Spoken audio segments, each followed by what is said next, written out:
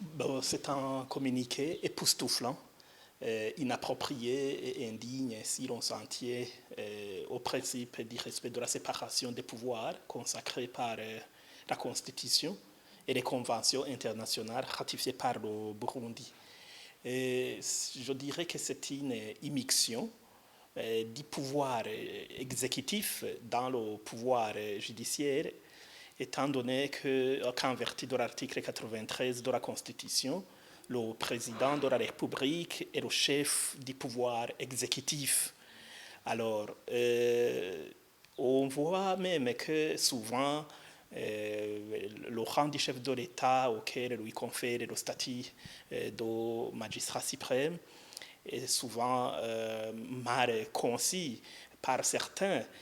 Ce statut ne joue que lorsqu'il s'agit des questions de l'administration bonne du pouvoir judiciaire dans le but de garantir uniquement l'indépendance de cet organe éminemment judiciaire. Sinon, le président de la République n'est ni un tribunal, ni une cour, encore moins, ni un organe de révision des jugements coulés en force de choses jugées.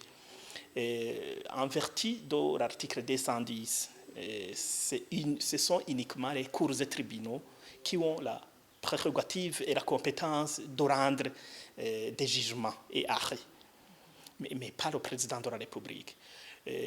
Qui plus est, conformément à l'article 214, deuxième alinéa de la Constitution, c'est le juge qui a cette prérogative et la compétence de rendre des jugements et pas le président de la République. Même ce juge n'est soumis qu'à la Constitution et à la loi.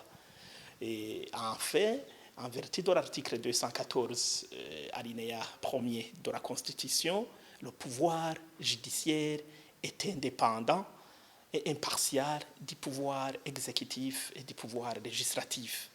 Sinon, ça serait insensé quand un président de la République prenne des décisions pour rendre des jugements délibérés, pour des jugements coulés en force de choses jugées. C'est illégal, c'est anticonstitutionnel, c'est inexistant.